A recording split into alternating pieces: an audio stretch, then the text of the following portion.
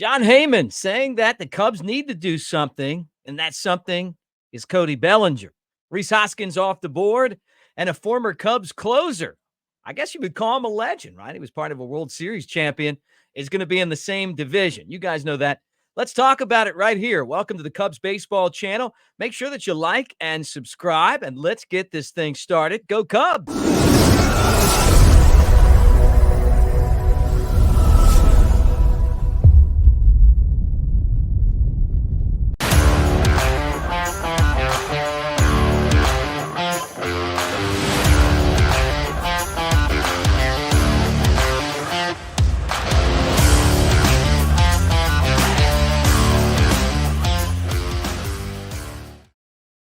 What do you say, everybody? I'm Mick Gillispie. Welcome to the Cubs Baseball channel at Broadcaster Mick on the Twitter. And let's talk about what's going on in the world of the Cubs. Jon Heyman, who does a great job of covering Major League Baseball. He's an insider. And he talked about the Cubs and their pursuit of this guy right here, Cody Bellinger. Cubs need to make a move. I'll just say I would think they're probably the favorites at this moment to get Bellinger, right? And does signing Rhys Hoskins signal that Scott Boras is starting to try to get these guys lined up? I think it does. And we'll talk about that in a second. But it basically what Heyman is saying is that it still feels like the Cubs, who've got money and are a great spot for Bellinger, already proven that, are still there and waiting. Although the Cubs are being patient, they obviously want to get a deal that works for them. And Scott Boras knows that Bellinger is his most profitable free agent, I would think. He's either going to be him or maybe I don't think Blake Snell is going to make more than him. So I'd say he's number one. We showed you that list of the the top free agents now with Hoskins off just yesterday. I mean, think about it. We put the show up and then all of a sudden, boom, something happens and Hoskins gets signed. So I think a lot of that's going to happen. That now that we're getting closer and closer to spring training, he's had a chance, Scott Boras, to feel out the market. He knows who the players are and he knows who isn't going to bite. And for Bellinger, is it the Blue Jays because they need a DH, although they've spent money in other areas? Is it the LA Angels who have some money, obviously without Ohtani signing, and he was on their team last year and cost them a pretty penny. But would Bellinger want to go there? Because it's that franchise is in a lot of trouble with the foundation. Or does he come back and play for the Cubs? Different manager, same teammates though. And I heard Heyman, he was talking about the Cubs convention. The players want Bellinger there. That's true. Fans want Bellinger there. We all want Bellinger there. We do. Because what he means to the team and what he's been able to accomplish. But I think a lot of you guys in the comment section and watching this unfold still feel like it's got to be a good deal for the Cubs. You just don't want to see another situation like the Jason Hayward situation where you pay, although I don't think Jason Hayward, even in his best year, is better than Cody Bellinger. And I know Bellinger struggled a couple seasons with the Dodgers, but I just get this is an entirely different player. It's an entirely different feel. And I would think that health-wise, comes in, stays healthy, then, obviously this guy could potentially win another MVP or get close to it. It could put up years of good numbers and big results. And the other thing is when I look at the Cubs and I think about the potential of them getting to the playoffs, making a run, I feel like you have to have that go-to guy. And Cody Bellinger was that player last year.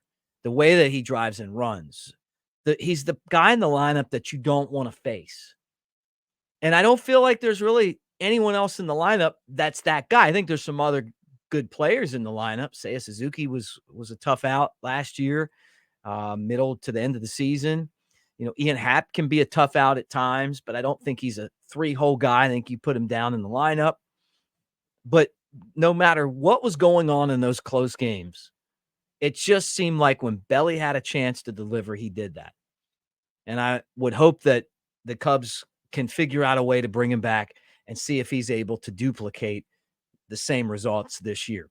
Now, we talked about Rhys Hoskins, and the issue right now in baseball is figuring out, well, at least for the Cubs anyway, figuring out how much money you want to spend on a free agent and how they fit in with your team, right?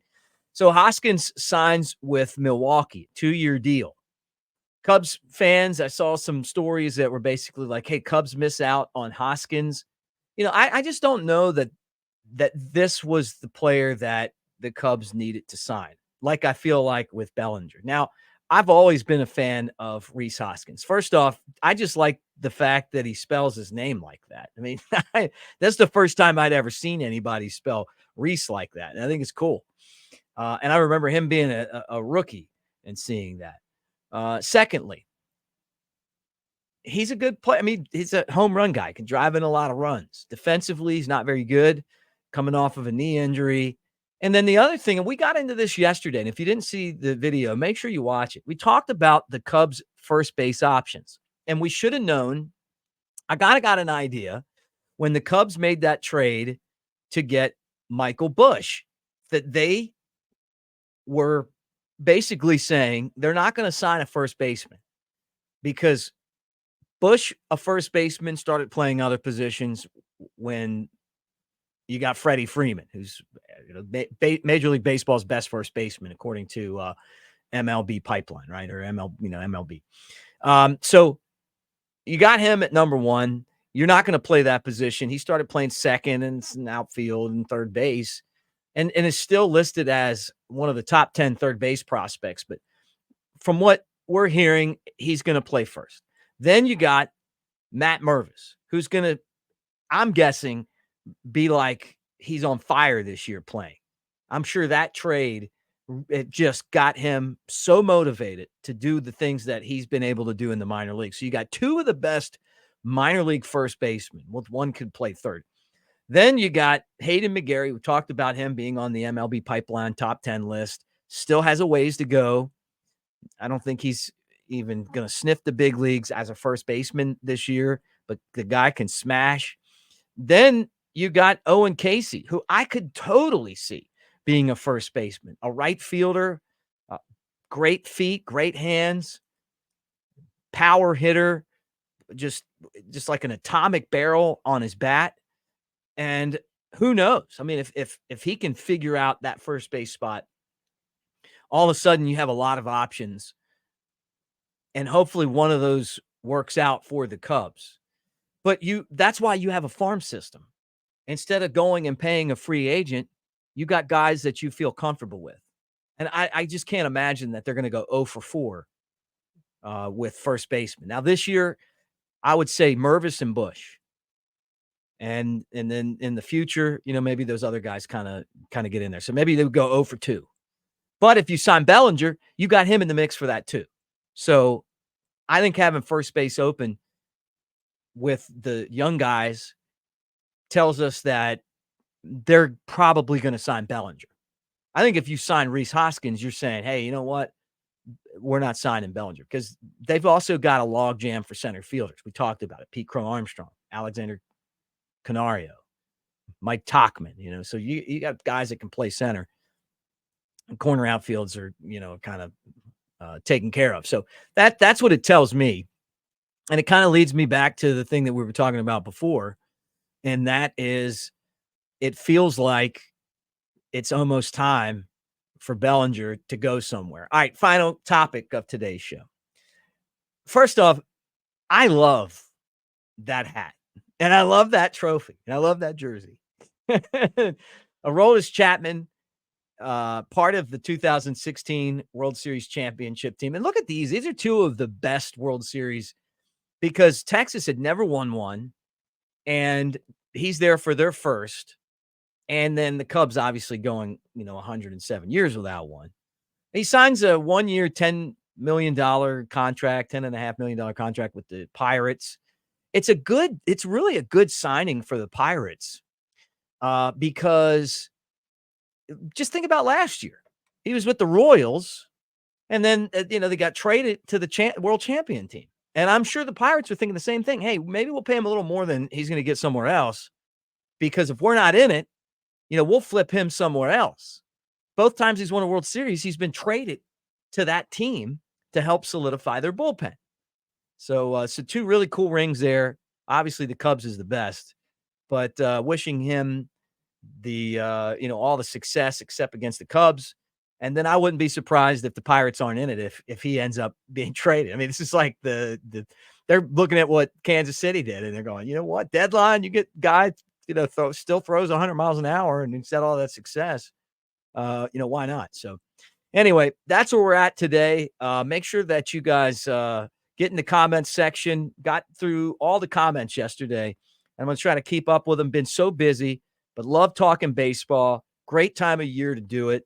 We're closing in on spring training. That's exciting. And I just feel like big things are going to happen. If the Cubs sign Bellinger, just know, come right here. We're going to be here immediately to talk about it. And we want you to be here with us. So anyway, a couple things, though. Channels presented by the Tennessee Smokies, the Cubs AA affiliate. They won their first championship in 45 years. Great swag.